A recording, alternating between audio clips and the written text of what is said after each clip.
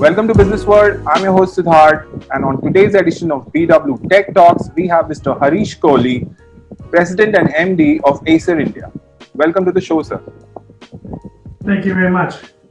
So let's start this conversation with the current COVID-19 crisis. Tell us, how has it affected Acer India's business operations? So it's been a difficult journey for each one of us individually. However, as a leader, one has to be making sure that your anxiety stays with you, but then you have to take care of the set of people that you have in the organization. So when it got announced on the 24th and starting from 25th or the 26th of March, the first few days was something we were all very lost because we were stuck in the house and not doing anything per se. But thereafter, we worked out the schedule, and we worked out a schedule by which two things started to be discussed. One, we felt that thanks to Zoom or the Teams, you are able to connect with each and every person. So we divided this into two portions, and in the morning, we said all the leaders will have to speak every day, and we allowed the family members to also join.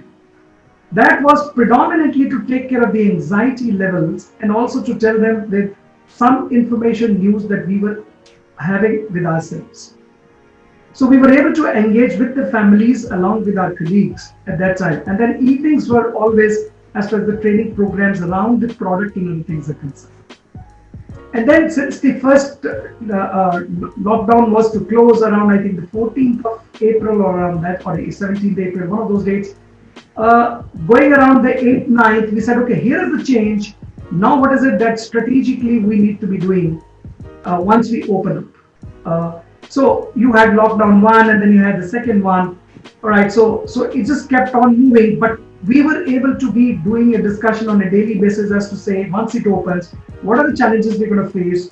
What is it that we are going to do? What should be the strategy change? Which are the verticals that we must start to look at to start with?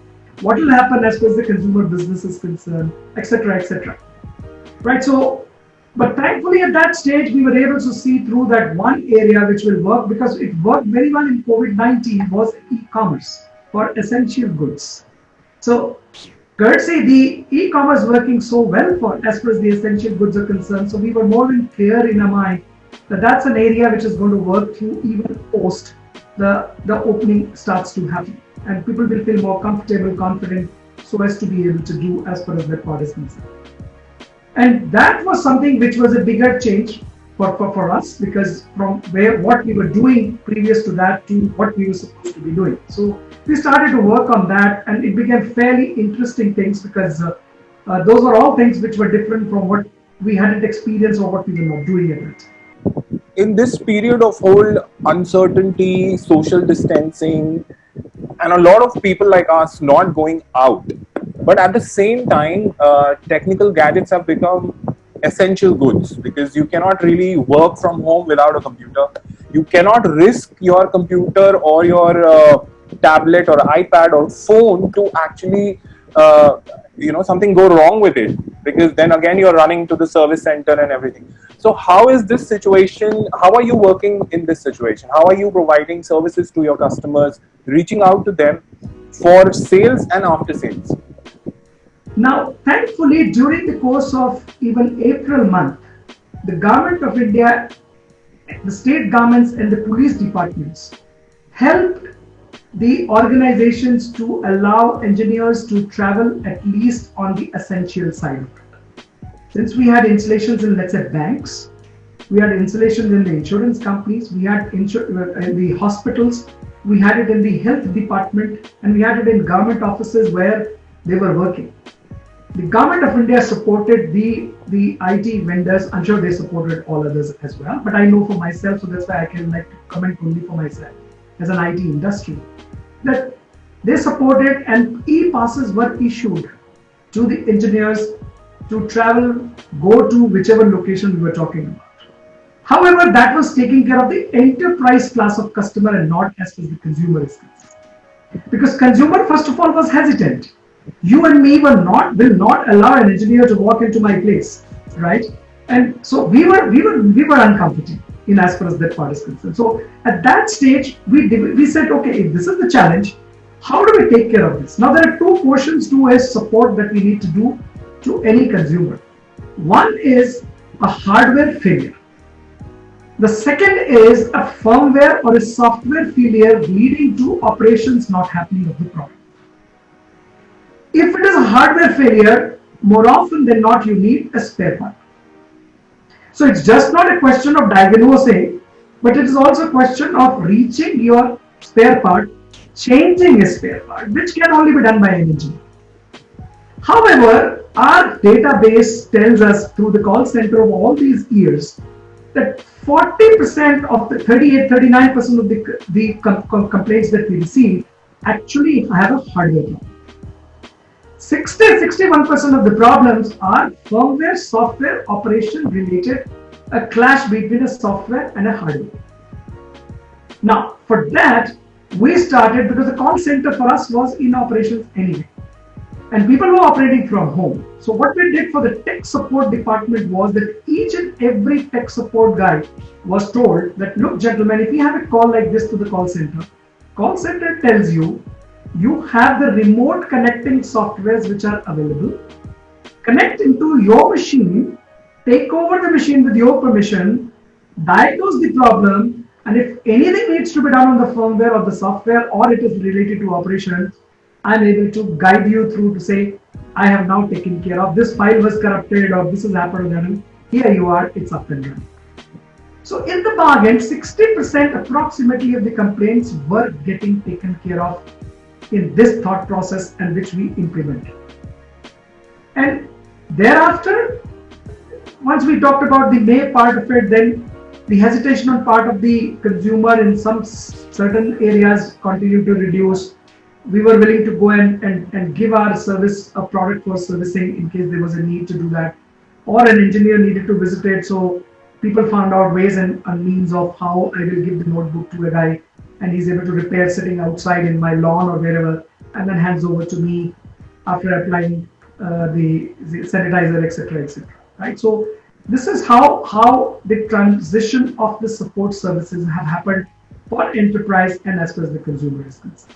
A lot of industries like aviation, hospitality, and even auto industry are struggling, have been struggling through the lockdown, and now they are at a standstill. Hospitality industry doesn't see any growth in the next 2 years, and auto industry is also struggling. People are not putting in money for big ticket purchases, and aviation people will rarely travel.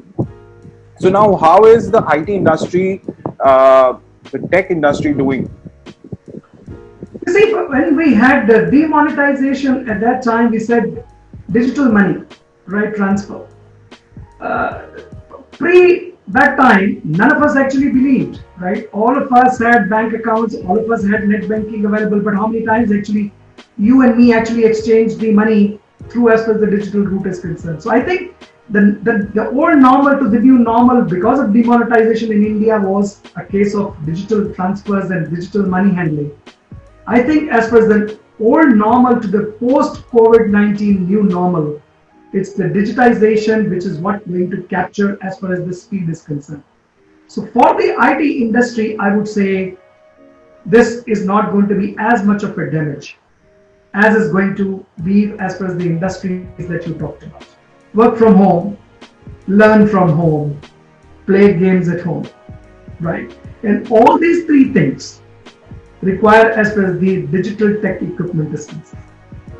No more sharing a device.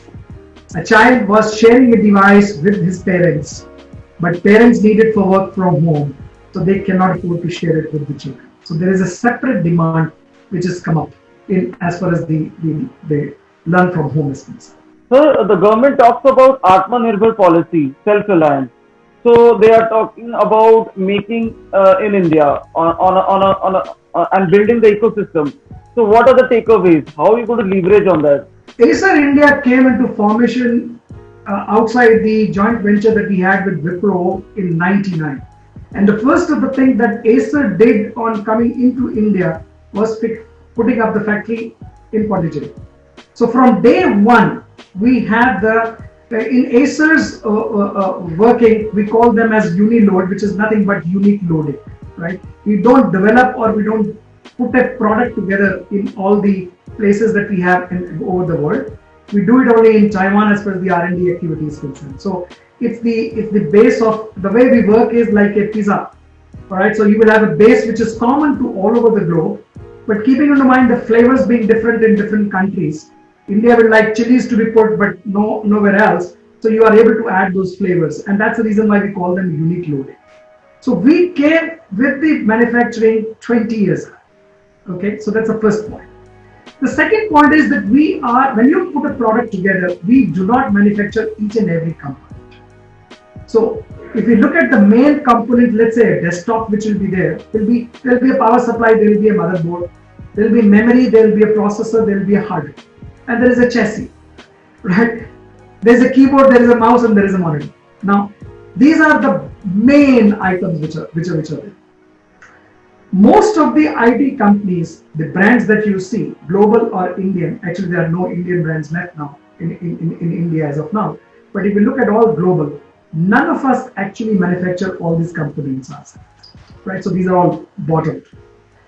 Now the talk of Make in India has been on for the last 5-6 years, right? So every time that we have had a discussion with the MeitY has been only on one point, is to say that, look, sir, we are willing to do everything and put it here.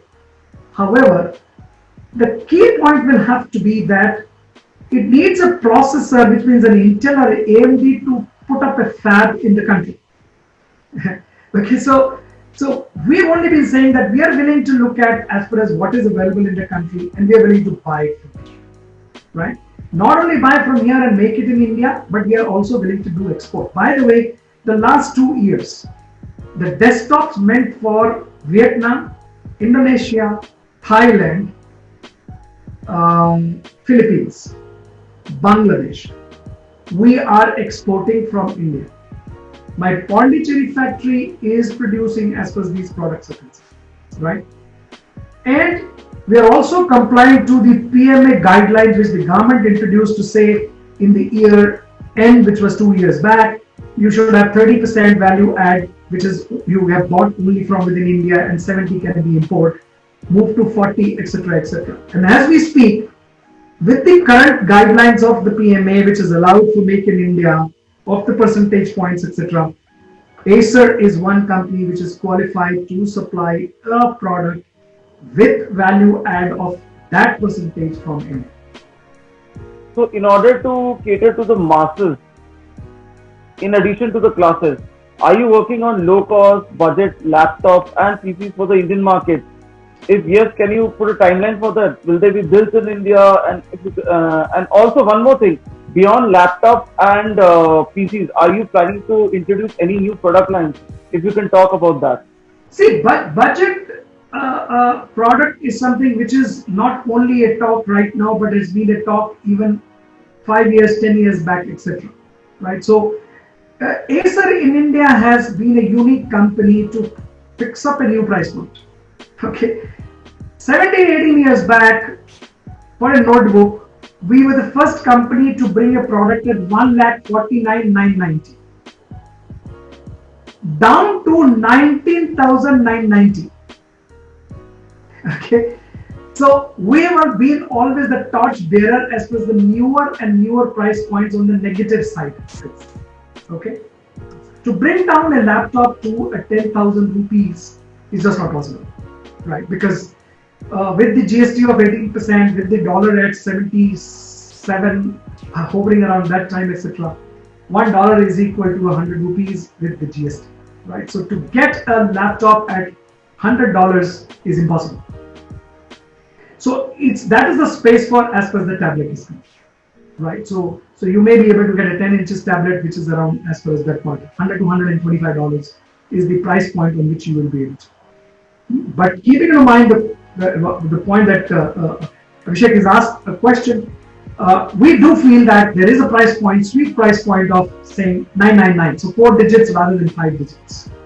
So we are around as far as that PC is concerned, the low cost PC, all right, which we are introducing very shortly, 9,999 rupees. Of course, there is no monitor in as far as that, because monitor could be a choice of somebody buying 17 and a half inches, 19 inches, or 21 inches, etc.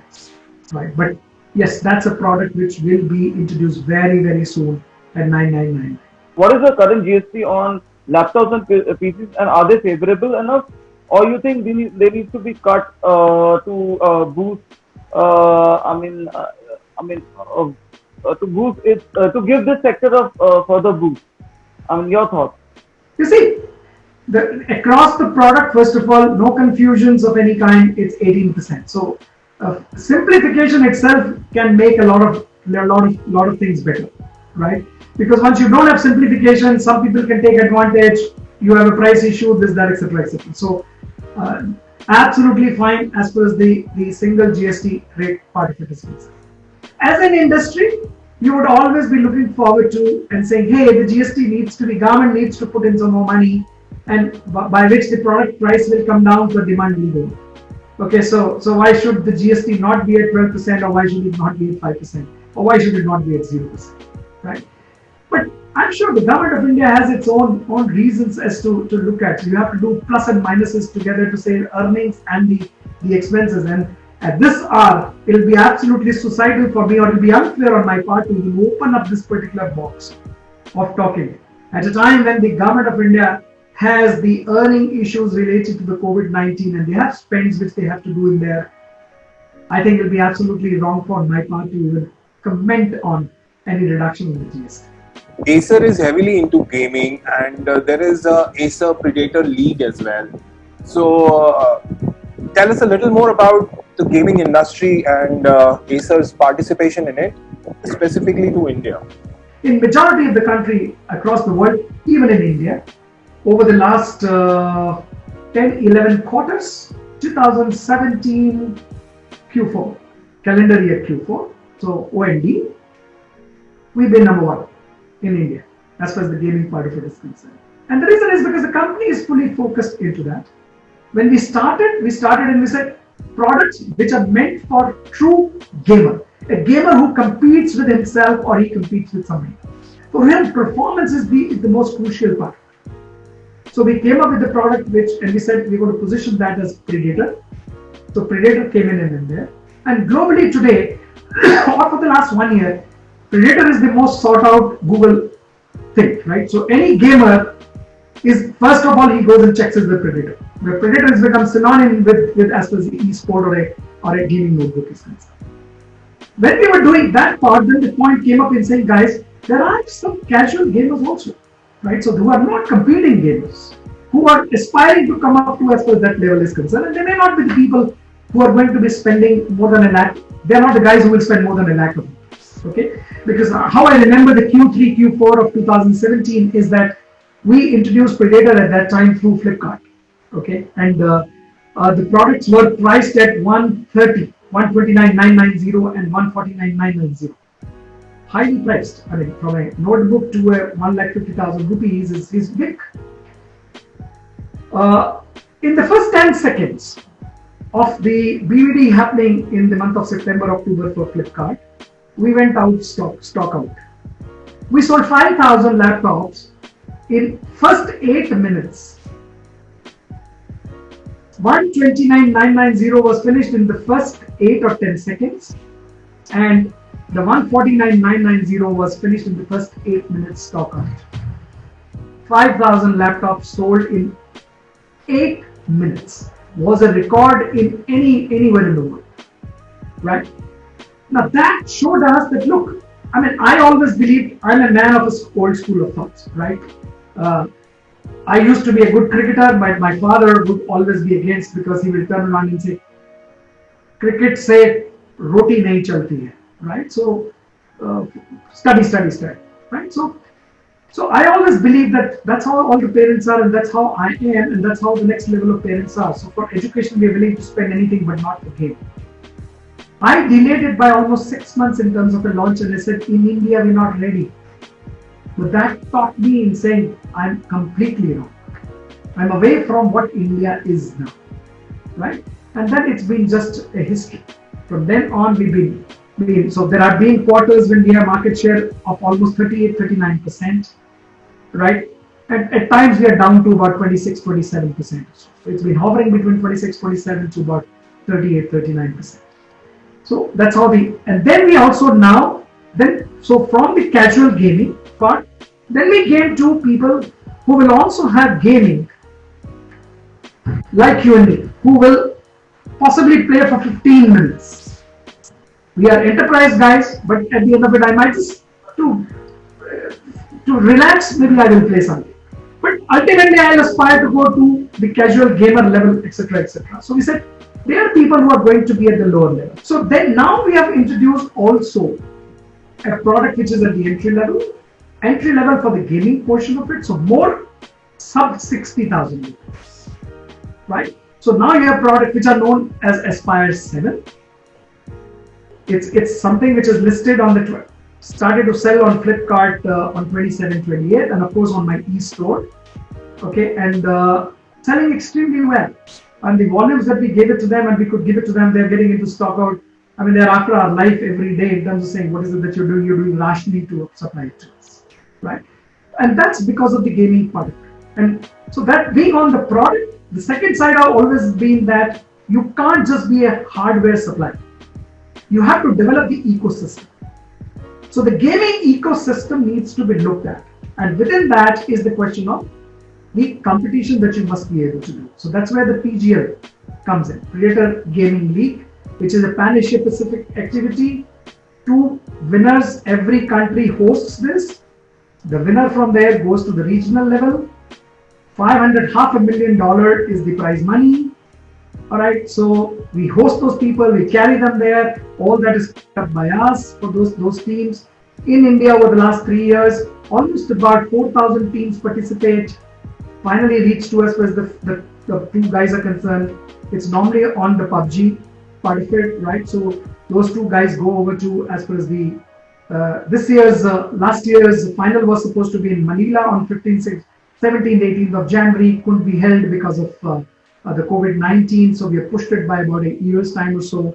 And we have also announced that next year to that will be in Japan, as far as the finals are concerned. So all countries will send their top 2 teams who go and participate in it. Sir, with COVID at hand, the COVID situation, and a lot of uncertainty around, where do you see the industry going in the next couple of years? As I said, you see, the new normal, from the old normal to the new normal, digitization is the way to go. It's the next quarter is going to be a problematic issue for us. It will not be the same as 100% to what we were looking at. But if I have to look at 12 months to 18 months time or so, and the way the new normal of the digitization that we are talking about, and the biggest thing which has happened to this COVID-19 is what I want to tell you, Siddharth, is that the reason why a product gets sold higher or lower is because when people are clear about the application on which they're going to use. See, mobile phones, the smartphones, we were not confused. One, we were able to be very clear in terms of saying, I can talk and I can get a call. 1. 2, I can send an SMS. And then came the smartphones, and I was very clear in saying, internet is available to me and I can access to whatever sites, and then the music, and then blah, blah, blah, blah. So the application was very clearly known to us. In the computer space of it, leave aside the enterprise class of customers like you and me, etc. concerned, they'll be very clear in the office. But at home, we possibly are confused in terms of saying, what is the application? Learn from home, work from home. Gaming has brought forth the application very clear in the minds of all classes of people. Because children are there for all socio-economic class of people. So it's not only meant for the super rich, it's meant for all socio-economic part of it. So as an industry, this is something which will continue to flourish because the application now has become very clear in the mind.